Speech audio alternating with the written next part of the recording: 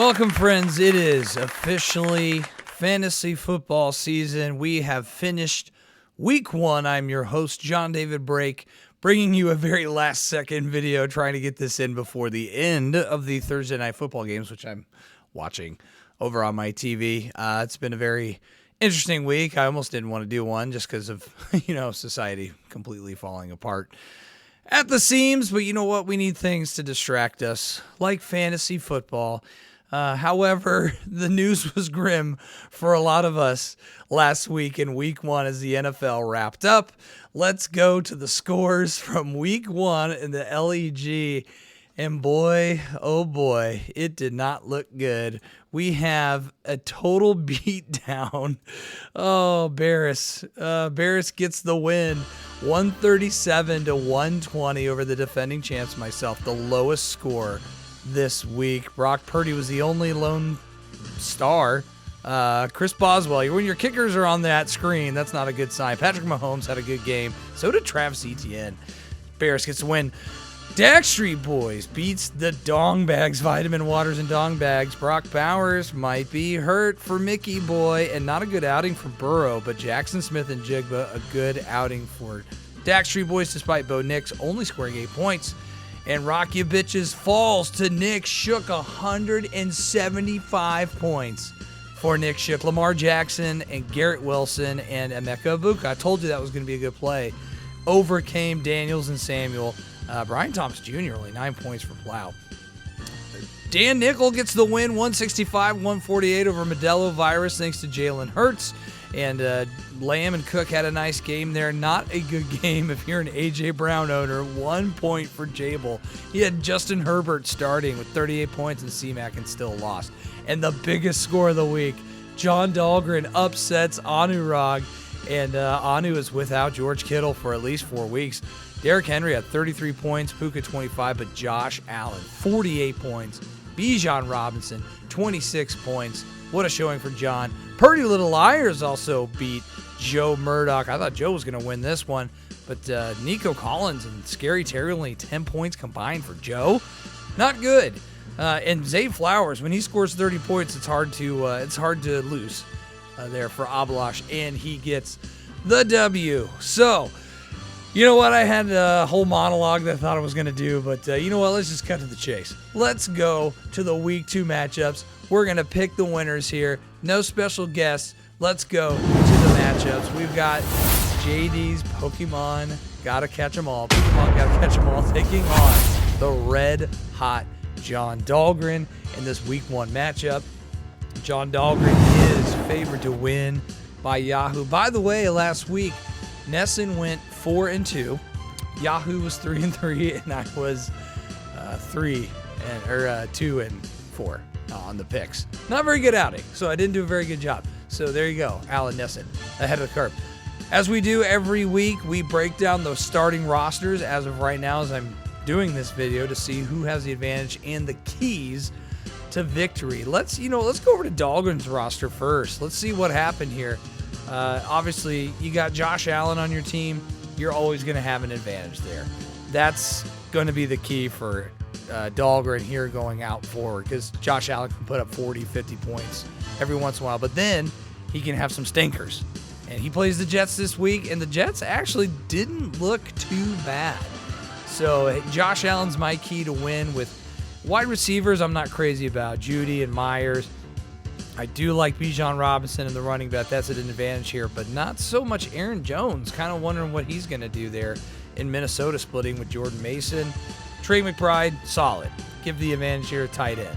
Keenan Allen, that might be as a great PPR pickup. Justin Herbert's safety blanket there. Keenan Allen, a great play in the flex. So let's go over to Pokemon's Gotta Catch 'Em All, who is dealing with some injuries. One of them being Brock Purdy, who is out, and Dak Prescott is getting the start. Going up against the New York Giants. You know what? Dak didn't look too bad last week. I'll tell you who did look bad. Amon-Ra St. Brown didn't really do much. He's notorious with slow starts. I'm not too worried about him. I am worried about Drake London, though, with the shoulder. I've got him in the flex. That is a great flex spot, having 17 projected points. But apparently he's good to go, and he's playing Sunday night against Minnesota. That was giving up lots of passing yards to the Chicago Bears. Now, where the patience is going to happen is in the running back there. Omarion Hampton and R.J. Harvey. Harvey going against the Colts. Still think teams can run on them. It's going to be a slow start for this team. Once they take off, I think it's going to be like Joe always does. Like they start slow, and then they just turn it on at the end and never look back. Mark Andrews, that's the weak spot. That is the ultimate weak spot there for Pokemon. Got to catch them all, and I am taking Dahlgren to win this week, unfortunately. Let's go over to the next matchup. It is the game of the week, according to Yahoo. Abalash Reddy versus Dan Nickel. Both got victories last week, both looking impressive. And before we dive into the game and break down the rosters, we have a very special quick cameo to break down this week's matchup.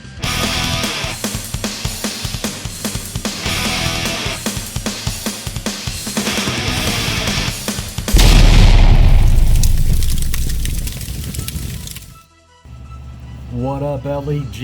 It's your boy Nickel the Nickel in the house.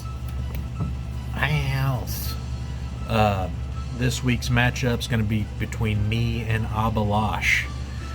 Abby's been doing this a long time, and he's no stranger to taking these L's. So I did talk to a couple of the employees here just to see what they thought between my matchup and Abby's. I didn't tell them which one I was, and it was a split down the middle. So, really it's anyone's week. It's going to come down to, guys like Pearsall. For him, it's going to come down to maybe how Brees Hall performs. I'm walking out here just to show you my baby. She's beautiful, ain't she? But anyways, y'all, take care. Bye. There we go, Dan Nickel. It's always good to see him. We never get to see him on here or in the draft, right, Dan? Anywho's, Yahoo is projecting this to be very close. Only a 2-point difference with Dan getting the edge, 169 to 167. Let's look at Dan Nickel's roster here. Jalen Hurts, obviously a good play there. I think he's got the advantage at QB, and I also think he has the advantage at wide receiver with you got CeeDee Lamb and Courtland Sutton. Courtland Sutton's going to get some volume there against the Colts. I'm not so sure about the running backs, though. I give the running back advantage to Abby, and we'll see why. Chase Brown did not have that great of a game last week. Jared Cook did, but he's kind of a little banged up. And there's a guy named Ray Davis who's kind of nipping at his heels. He was a full participant in practice, though. I love the tight end here, Tyler Warren. I knew this was going to be a good pick. This picked him the round that I was going to get him, and I just waited too long. And I love the flex play. Ricky Purcell. My goodness, bang, bang. Ricky. Not getting balls from Brock Purdy, but Mac Jones is going to rely on him very heavily because there's nobody to throw to in San Francisco. Everybody's hurt. Let's go over to Abby's roster. Purdy Little Liars. Starting Kyler Murray at the QB. Again, I give the advantage to Nickel with Hurts versus the Chiefs. I like his receivers, though. Justin Jefferson, Zay Flowers, but not as much as I like Dan. Zay Flowers had a great game. He's not going to have 30-point games. Probably not going to have another 30-point game the rest of the season. I do like the running backs, though. Jonathan Taylor and Brees Hall combined. Jonathan Taylor, he's going to get some good yardage. He is the focal point of the Colts offense. Brees Hall had a great game. We all thought he was done. He is not. In fact, he's going up against Buffalo. Again, you can run on Buffalo. Travis Kelce, besides that one touchdown, didn't really do a whole lot other than take out his own teammate. And I do like the James Conner play in the flex, but I think James Conner is going to be a fade here later on as Trey Benson probably takes over that role. And I am unfortunately picking Dahlgren to win again. I know, right? Going up against or picking with Yahoo, but yeah, we're going with Dahlgren this week against Bobby. Next matchup, 1-0 Austin Stoll. Dak Street Boys going against David Plow, who took the L last week. And it is another close projected game here. Austin is actually projected to lose to Plow, 155 to 163. What's so great about Plow's roster? Well, let's see. We've got Jaden Daniels there, who's projected to score 25 against the Green Bay Packers. I don't know about all that. I think he's going to have an okay game. Brian Thomas Jr. put up a stinker last week. He's not going to do that again against the Bengals. Devontae Adams, also not too sure about his role there. That's clearly Puka's the man there in L.A. I do like to see Ashton Genty. He might pick up a little bit against the Chargers. That's going to be a great matchup, him versus Omarion Hampton. And DeAndre Swift, I don't like that running back play. He's going up against Detroit. Sam Laporta is kind of, man, his rookie year, he was awesome, and then it's just kind of fallen off since then. And Debo in the flex. Debo was great last week going against the Packers. We'll see. He's got a couple big plays tonight on Thursday Night Football. Hopefully this is going to be completed before the end of the game. And he is projected to score 163. Let's go over to Austin's team.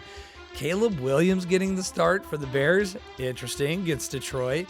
Malik Neighbors, I do like that. He's the one sole spot in the New York Giants receiving room, even though some people think he's unhappy and wants to get out of there. And Jackson Smith and Jigba, I think that's his stud receiver who is getting all the targets there in Seattle.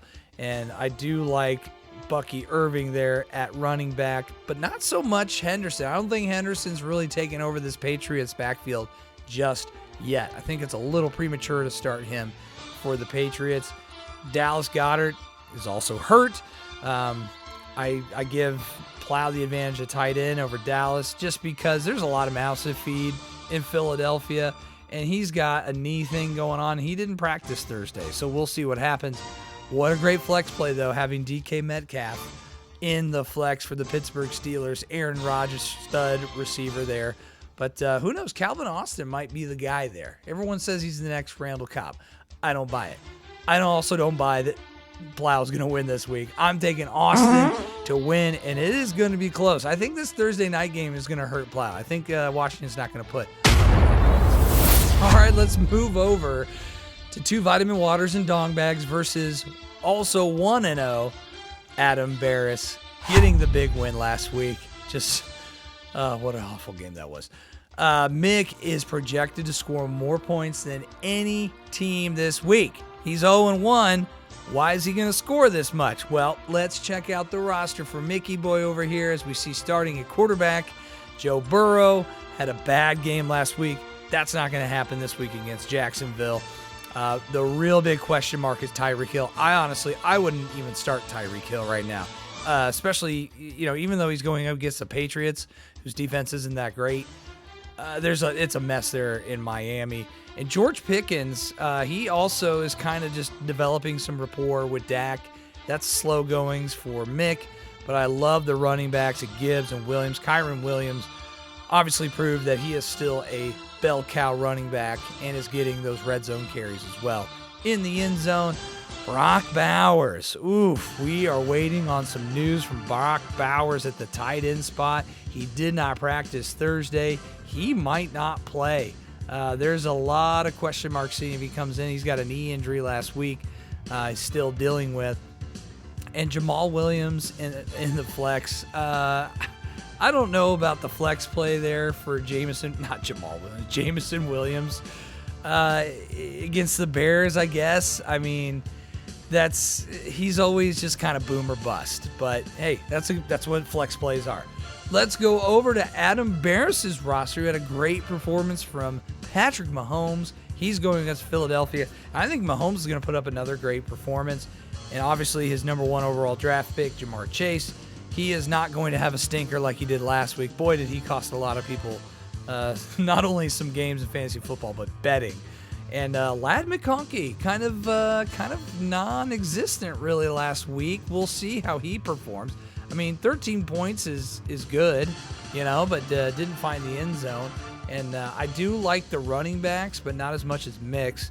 Tony Pollard in Tennessee and Travis Etienne was a stud last week, and he's going up to Cincinnati defense. Should put up a lot of points.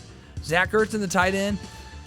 Zach Ertz is another boomer bust guy for Jaden Daniels, so we'll see. Quentin Johnson in the flex. That's a good play. Bears picked him off free agency and slotted him in the flex. He is going up against the Raiders. Mick is projected to win by a lot in this game. And I just don't see it. I think with the Brock Bowers and the Tyreek Hill, I'm calling an upset. This is my upset special.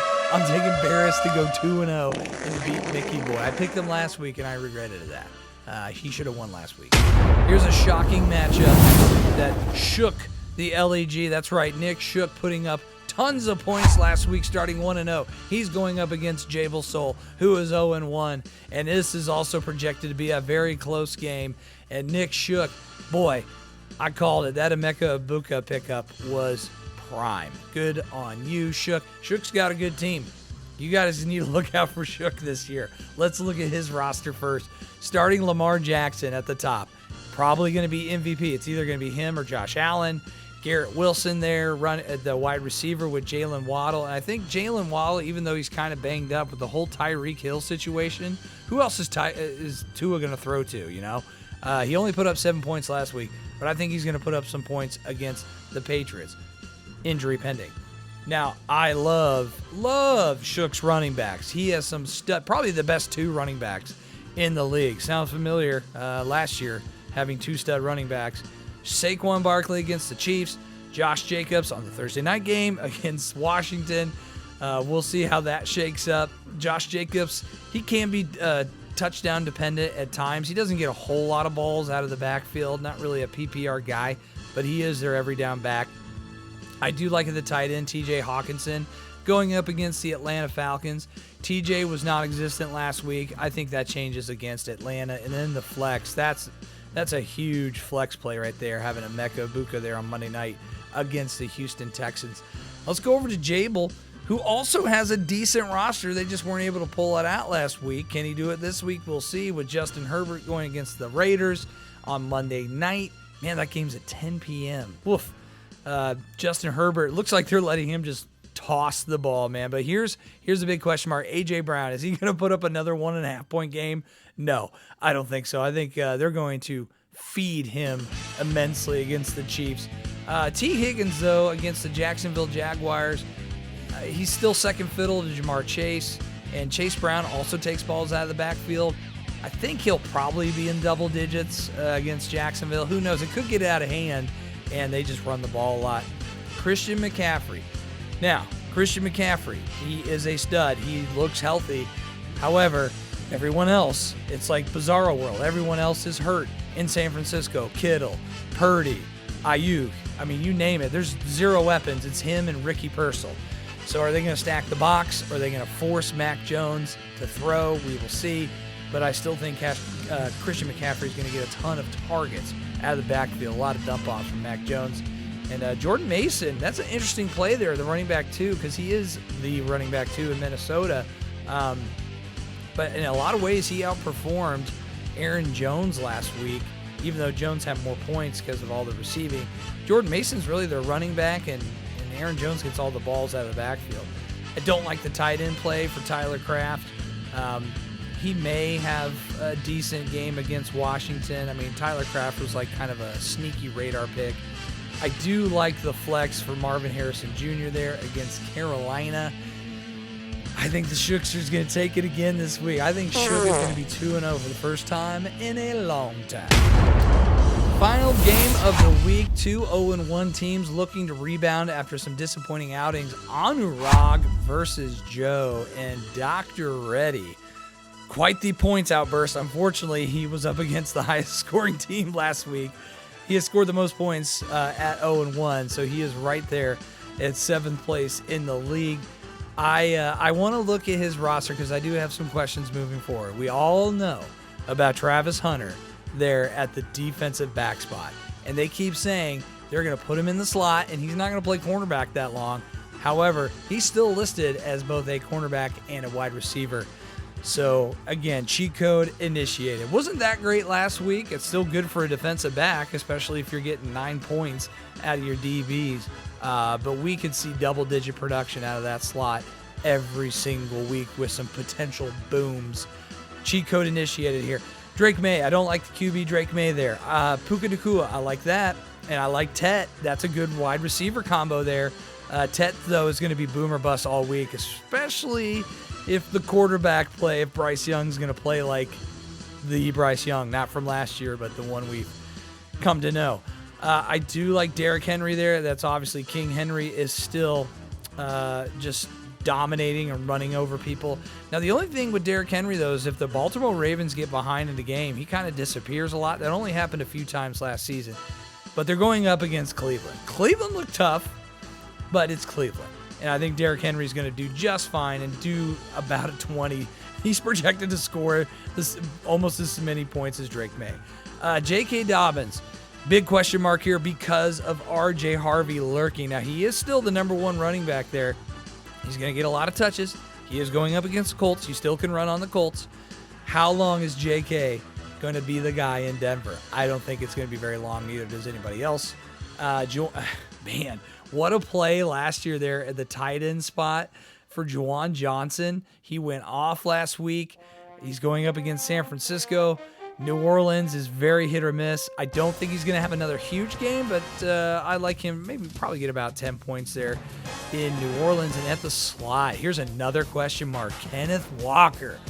Ooh, you are sweating if you're a Kenneth Walker owner with Zach Charbonnet looking like he is the man there. Kenneth Walker getting balls out of the backfield. Zach Charbonnet doing everything else. That needs to be monitored. A lot of people are saying just to sell on Kenneth Walker, so we shall see. Don't like that for on him.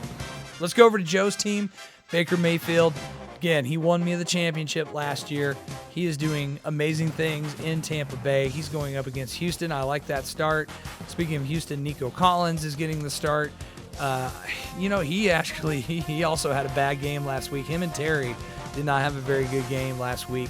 I look for them to not combine for 10 points. I think they'll combine for probably around 20 to 25.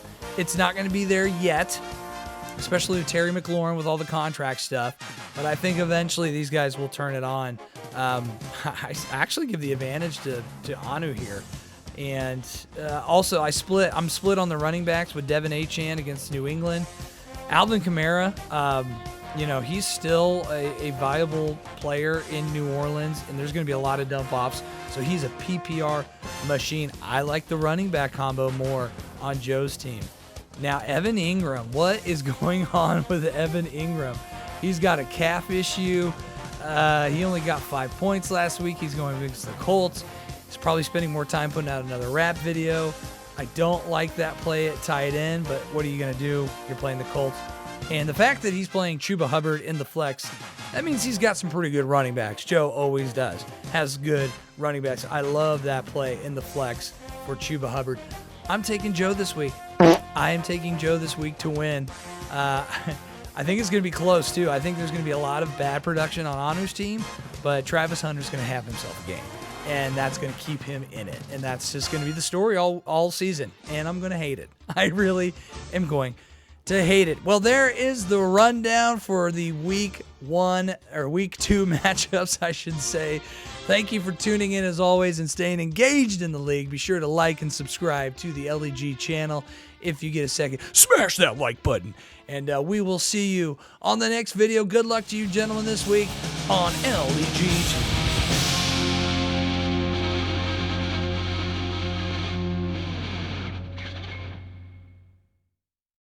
Buddy, you mowing the lawn?